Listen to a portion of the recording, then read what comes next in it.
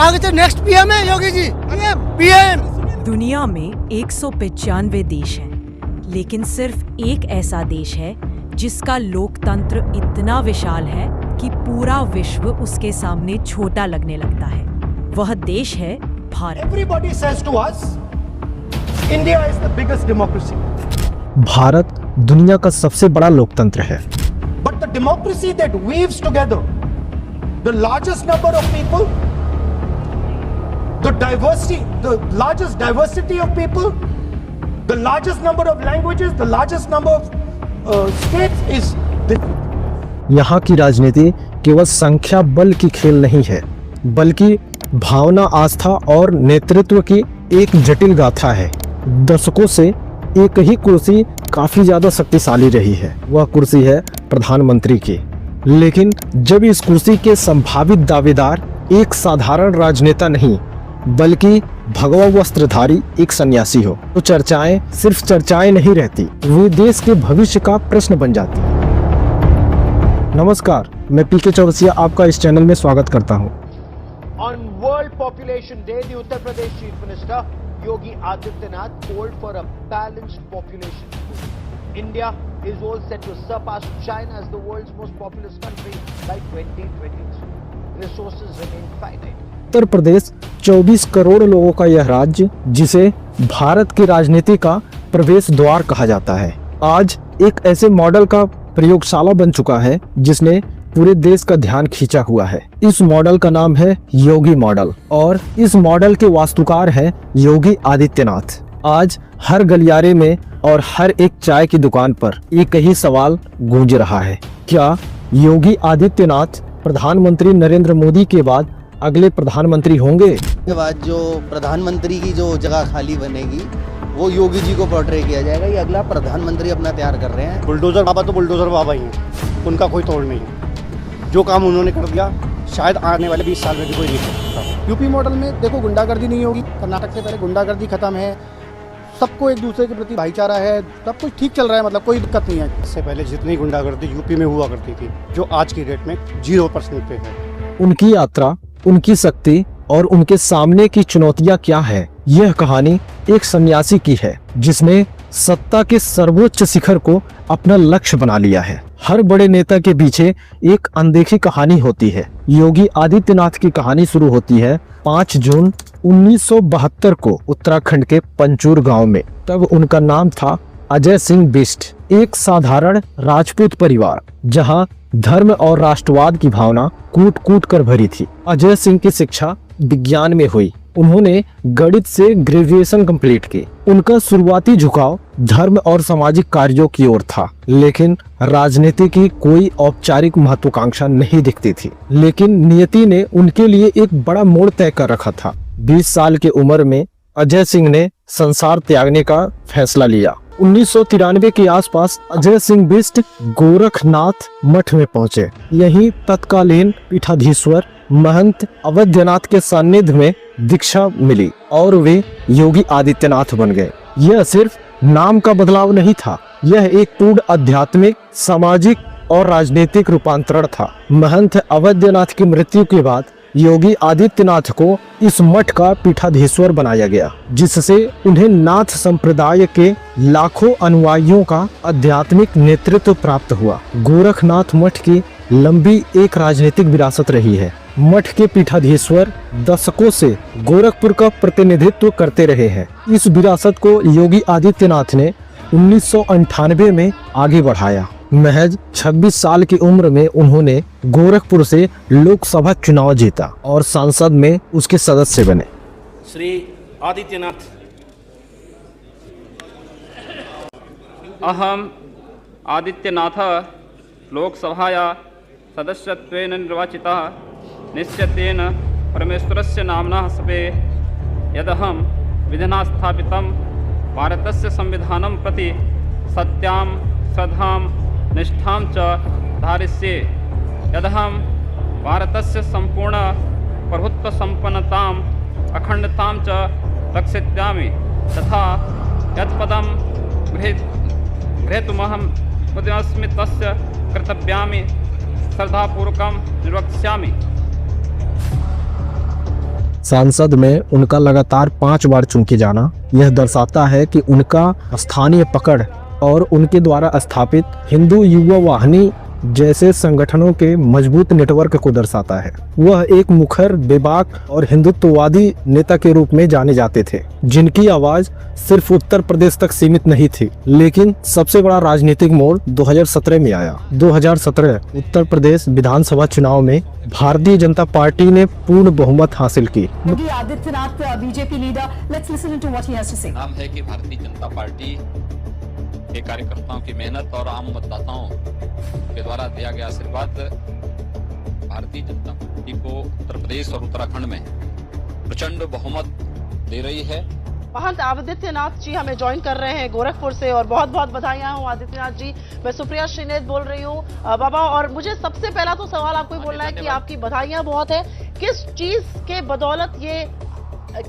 के बदौलत आज ये इतनी बड़ी जीत जो भाजपा ने देखी है, चाहे वो पूर्वांचल हो, चाहे वो वेस्ट यूपी हो, उन सब जगह से आपने सीट जीती है। लोगों का कहना था कि पूर्वांचल में एक आंधी है, पर लग रहा है कि पूरा उत्तर प्रदेश ही भगवा उड़ने को तैयार है आज की तारीख में। मुख्यमंत्री पद के लिए कई बड़े अनुभवी और कई बड़े नाम दौड़ में थे, लेकिन पार्टी के शीर्ष नेतृत्व ने सबको चौंकाते हुए 19 अप्रैल 2017 को एक सन्यासी पर भरोसा जताया। मैं आदित्यनाथ योगी ईश्वर की शपथ लेता हूं कि मैं विधि द्वारा स्थापित भारत के संविधान के प्रति सच्ची श्रद्धा और निष्ठा रखूंगा। मैं भारत की प्रभुता और अखंडता को अक्षुण्ण रखूंगा। मैं उत्तर प्रदेश राज्य के मुख्यमंत्री के रूप में अपने कर्तव्यों का श्रद्धापूर्वक और शुद्ध अंतःकरण से निर्वहन करूंगा तथा मैं भय या पक्षपात, अनुराग या द्वेष के बिना सभी प्रकार के लोगों के प्रति संविधान और विधि के अनुसार न्याय करूंगा। मैं आदित्यनाथ योगी ईश्वर की शपथ लेता हूं कि जो विषय उत्तर प्रदेश राज्य के मुख्यमंत्री के रूप में मेरे विचार के लिए लाया जाएगा अथवा मुझे ज्ञात होगा, उसे किसी व्यक्ति या व्यक्तियों को तब तक के सिवाय जब तक कि ऐसे मुख्यमंत्री के रूप में अपने कर्तव्यों के सम्यक निर्वहन के लिए ऐसा करना अपेक्षित हो, मैं प्रत्यक्ष अथवा अप्रत्यक्ष रूप से संसूचित या प्रकट नहीं करूंगा। योगी आदित्यनाथ उत्तर प्रदेश के 21वें मुख्यमंत्री बने। यह एक प्रयोग था, एक ऐसा प्रयोग जिसने एक ऐसे नेता को सत्ता सौंपी जिसके पास प्रशासनिक अनुभव कम था, लेकिन एक मजबूत अपरंपरागत छवि थी। इस निर्णय ने ही राष्ट्रीय राजनीति में नेक्स्ट पीएम योगी की बहस को जन्म दिया। आगे तो नेक्स्ट पीएम है योगी जी, पीएम। अब के बाद जो प्रधानमंत्री की जो जगह खाली बनेगी वो योगी जी को पोर्ट्रे किया जाएगा। ये अगला प्रधानमंत्री अपना तैयार कर रहे हैं। बुलडोजर बाबा तो बुलडोजर बाबा ही हैं, उनका कोई तोड़ नहीं है। मुख्यमंत्री बनने के बाद योगी आदित्यनाथ ने एक बहुआयामी शासन मॉडल प्रस्तुत किया, जिसे मीडिया और उनके समर्थक योगी मॉडल कहते हैं। इस यूपी में योगी मॉडल की चर्चा अब जोरों पर है, जहां कर्नाटक के मुख्यमंत्री बसवराज बोम्मई ने अपने एक बयान में कहा कि वे कर्नाटक में भी योगी मॉडल को लागू करेंगे, जिसके बाद से सरकार से लेकर विपक्ष इस मुद्दे पर अपनी अपनी प्रतिक्रिया दे रहा है। ऐसे में यूपी तक ने लोगों से भी जानना चाहा कि आखिर वे योगी मॉडल के बारे में क्या सोचते हैं और योगी मॉडल आखिर उनकी नजरों में क्या है। इस मॉडल के मुख्य 2 स्तंभ थे, सख्त कानून व्यवस्था और तेज गति से विकास। सबसे ज्यादा चर्चा उनके बुलडोजर न्याय की हुई। उनकी सरकार ने माफिया और अपराधों पर नकेल कसने के लिए कड़े कदम उठाए। पहले व्यापारियों से रंगदारी वसूली होती थी, आज रंगदारी नहीं, आज उन्हें स्वीकृति उपलब्ध कराई जा रही है। पहले गरीबों को उजाड़ा जाता था, कोई भी गुंडा आकर के किसी गरीब की झोपड़ी पर उसकी जमीन पर कब्जा कर लेता था। आज गुंडे माफियाओं की क्या स्थिति है व्यक्ति जान रहा है। आज वो गले में तख्ती लटका करके घूम रहा है। आज तो गरीब को 2.5 लाख रुपए देकर के उसके मकान को भी अच्छा बनाया जा रहा है।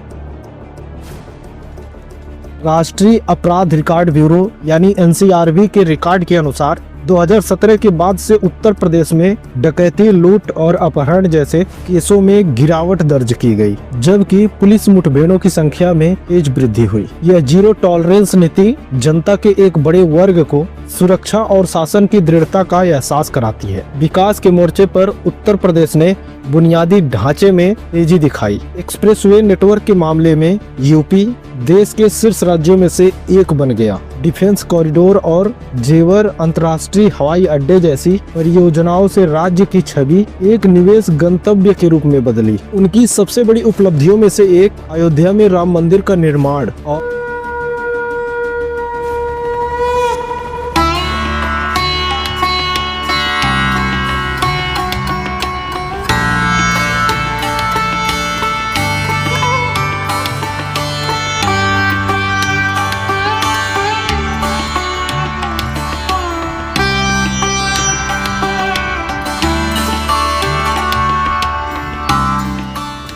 दीप घर घर जले हैं अवध में पिया, आज लौटे अयोध्या में रघुवर सिया।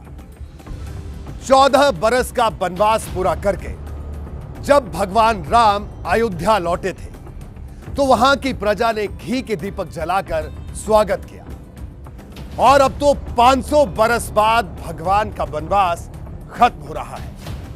अवध में राम आ रहे हैं और काशी विश्वनाथ कॉरिडोर का कायाकल्प, जिसने उनके समर्थकों के बीच उनकी सांस्कृतिक और धार्मिक नेता की छवि को और मजबूत किया। योगी आदित्यनाथ की लोकप्रियता अब केवल उत्तर भारत तक सीमित नहीं रही। उनकी स्पष्ट विवाद, अक्सर बयानबाजी उन्हें राष्ट्रीय मीडिया में एक प्रमुख चेहरा बनाती है। सी वोटर सर्वेक्षणों में उन्हें अक्सर देश के सबसे सर्वश्रेष्ठ मुख्यमंत्रियों में से गिना जाता है और वे प्रधानमंत्री के पद के लिए भी एक मजबूत दावेदार के रूप में उभरे हैं। उनकी लोकप्रियता युवाओं और शहरी वर्ग में तेजी के साथ बढ़ी है, जो उन्हें एक ऐसा नेता मानते हैं जो तुरंत परिणाम देता है। भारत की राजनीति में उत्तर प्रदेश का महत्व सभी राज्यों से अधिक है। यहाँ लोकसभा की 80 सीटें हैं। यह एक ऐसा संख्या बल है जो केंद्र में सरकार बनाने या गिराने की क्षमता रखता है। उत्तर प्रदेश की राजनीतिक सफलता ही बीजेपी को 2014 और 2019 में बहुमत दिला पाई। योगी आदित्यनाथ का लगातार 2 बार उत्तर प्रदेश का मुख्यमंत्री बनना उन्हें पार्टी के भीतर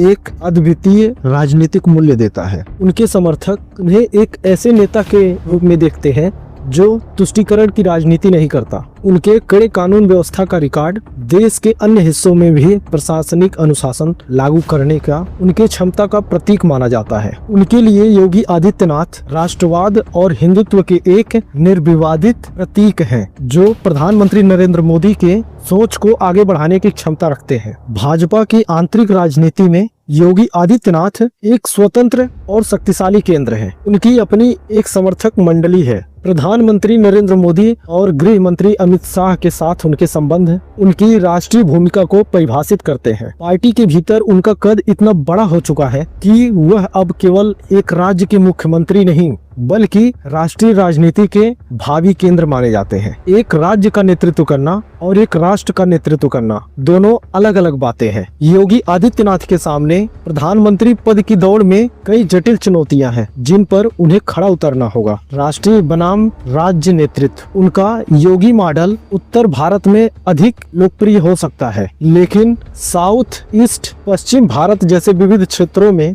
जहाँ की राजनीति क्षेत्रीय पहचान और समावेशिता पर टिकी है, उनकी तीव्र हिंदुत्ववादी छवि एक बाधा बन सकती है। भारत की विविधता को स्वीकार करने वाला एक सर्वस्वीकार्य राष्ट्रीय दृष्टिकोण विकसित करना उनकी सबसे बड़ी चुनौती होगी। भाजपा एक कैडर आधारित पार्टी है, जहां सामूहिक नेतृत्व और शीर्ष नेतृत्व का अनुशासन सर्वोपरि है। प्रधानमंत्री नरेंद्र मोदी ने पार्टी के भीतर एक ऐसा नेतृत्व शून्य पैदा किया हुआ है जिसे भरना किसी भी नेता के लिए आसान नहीं होगा। पार्टी के भीतर और भी बहुत सारे अनुभवी और प्रभावशाली नेता हैं जो भविष्य के नेतृत्व के लिए दावेदार हो सकते हैं। योगी आदित्यनाथ को न केवल अपनी लोकप्रियता बल्कि पार्टी के आंतरिक समीकरणों और गठबंधन की नीति को भी साधना होगा। सबसे बड़ी चुनौती है प्रधानमंत्री नरेंद्र मोदी के बाद के नेतृत्व की विरासत को संभालना। मोदी के करिश्मई वैश्विक और विकास केंद्रित शासन मॉडल के सामने योगी आदित्यनाथ को यह साबित करना होगा कि वह मोदी के विकास एजेंडे को आगे बढ़ा सकते हैं, जबकि अपनी अलग पहचान भी बनाए रख सकते हैं। भारत की विदेश नीति, आर्थिक सुधार और वैश्विक कूटनीति जैसे मोर्चे पर उनका अनुभव अभी उत्तर प्रदेश तक सीमित है। वर्तमान राजनीतिक समीकरणों को देखते हुए योगी आदित्यनाथ के दो प्रमुख परिदृश्य सामने आते हैं।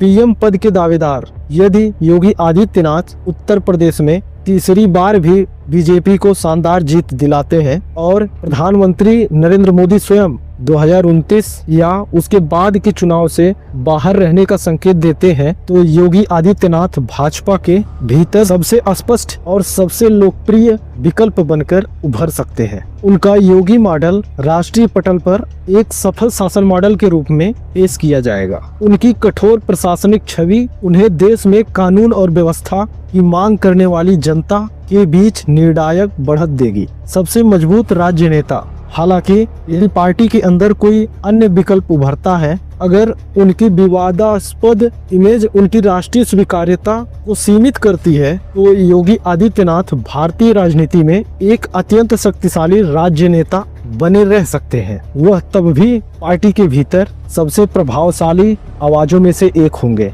जो राष्ट्रीय नीतियां और चुनावों में किंग मेकर की भूमिका निभा सकते हैं। उनका भविष्य भाजपा के सत्ता में रहने पर निर्भर करेगा। योगी आदित्यनाथ की कहानी भारतीय राजनीति की बदलती हुई प्रकृति को दर्शाती है। यह कहानी दिखाती है कि कैसे धार्मिक आस्था, प्रशासनिक दृढ़ता और राजनीतिक चातुर्य मिलकर एक राष्ट्रीय शक्ति केंद्र को जन्म दे सकते हैं। उनकी यात्रा न केवल उनके व्यक्तिगत संघर्षों का परिणाम है, बल्कि भारत के उस बदलते जनमानस का प्रतीक है जो एक सशक्त, निर्णायक और सांस्कृतिक रूप से जुड़े नेतृत्व की मांग कर रहा है। क्या अजय सिंह बिष्ट योगी आदित्यनाथ बनकर अब भारत के प्रधानमंत्री बन सकते हैं? इस प्रश्न का उत्तर आज की राजनीति गलियों में नहीं, बल्कि आने वाले समय के गर्भ में छिपा हुआ है। यह उत्तर इस बात पर निर्भर करेगा कि वह अपने प्रादेशिक पहचान को एक समावेशी राष्ट्रीय छवि में कितनी सफलतापूर्वक बदल पाते हैं। यह उत्तर इस बात पर निर्भर करेगा कि